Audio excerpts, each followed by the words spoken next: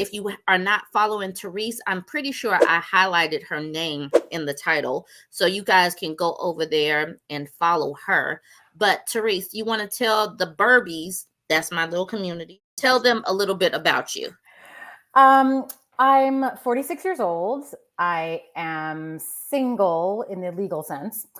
I did a lot of reproductive rights activism in my early 20s. I do something completely unrelated now, but I sort of reconnected with my feminism when I got on TikTok, and I met a bunch of great female creators like yourself and others. And I've just been talking about things that are important to me based on conversations that are kind of going on in the culture right now. And one of the things I'm fascinated with is the whole like red pill trad con back to traditionalism. And I've been a critic of the Republican Party in the US for a long time. And they always tend to have this, for lack of a better term, they have like a boner for nostalgia, particularly for the 50s. The 50s, when the former president said, make America great again, my first question was, when was it great? Right. Like great for who? Great what decade was that?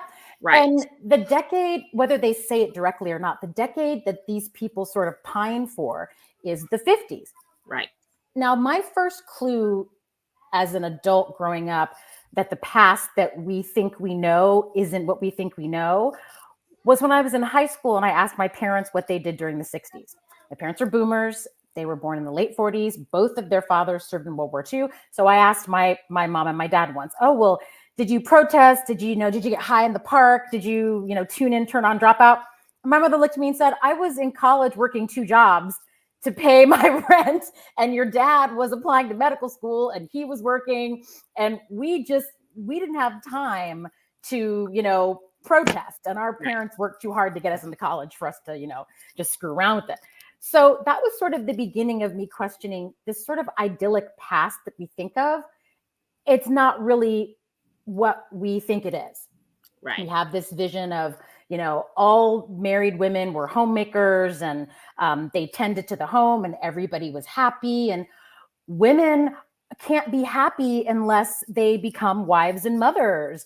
All of those myths come from the 50s, but really they date back even earlier than that. They date back to the colonial period. So much of our identity as a nation has to do with our feelings about family, and our feelings about family have a lot to do with gender roles. It informs the personality of our nation. Right. And so when people don't know actual history, when people get their history informed through the marketing strategies and media, man. So reading this book, it was just like the way they put the propaganda in TV shows, where the way TV shows were basically commercials for they were fairy tales. You got to have the wife and kids, but basically the wife and kids means that someone is buying a dishwasher, somebody is buying 2 cars, somebody is it's all a commercial.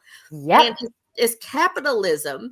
And you start to learn all of this is BS, then it starts to unravel a little bit. So both of us have read this book. I love this book, The Way We Never Were by Stephanie Coontz.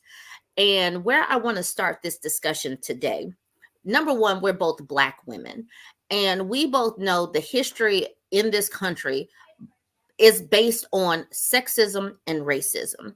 It's baked into the cake. It's baked into the apple pie of America, sexism and racism.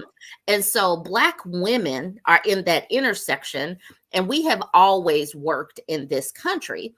And so World War II happened, and everybody has a role to play. The men's are going off to war. The women have to fill these roles. Now, something that people don't know and understand, white women were still the first to get the jobs. And then the Black women had to kind of get in where they fit in after the white women got the jobs. That's what happened. But everybody was working. Everybody had a job. But once the men came back after World War II, The women had to get back into their household. They had to get back to the laundry, get back to servicing their men. And some of the women were like, but I like my job. I like leaving the house. I like doing more than just being a wife and a mom. So this is where I'm going to softball toss it to you, because I know you Well, could go. that's really the secret to that time. Not all women left the workforce. Right. Many of them were relegated to lower paying jobs within the company. Like if they were on the manufacturing floor, they put them in the office, made them secretaries. But not every woman left the workforce. In fact, in 1950, 8.6 million married women were working. Married women living with their husbands. So they had a husband in the house who also was presumably working.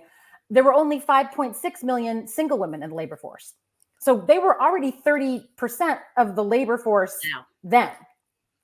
And then by 1960, they were 55% of women working were married. So half the women working were married women. But here's another interesting statistics, some interesting stats that I recall from this book, particularly about Black women. We think of our female head of household as a relatively new phenomenon in the Black community, right? Right. We think, oh, well, it was just, welfare and the 70s and everything. 25% of Black women were heads of household during that time. And more than 40% of Black women with small children worked outside the home. That's not surprising. But the whole head of household thing for us, that's not new. Right.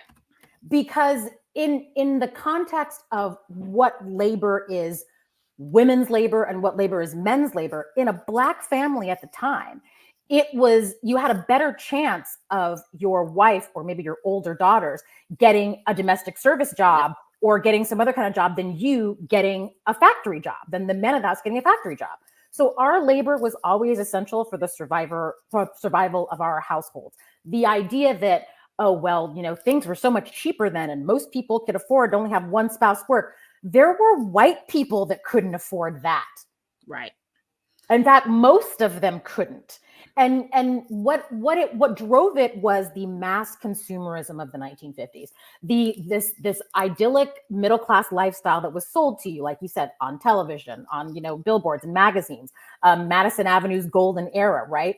So not only was women's labor essential for survival, it was essential, even if you had more privilege, to live the standard of living that people thought they should have. So spouses worked not just to provide for the essentials, but they also worked for extra stuff too. Right. Because it was worth more to the household to have the image of the perfect middle class life, even if your wife had to work for you to get it.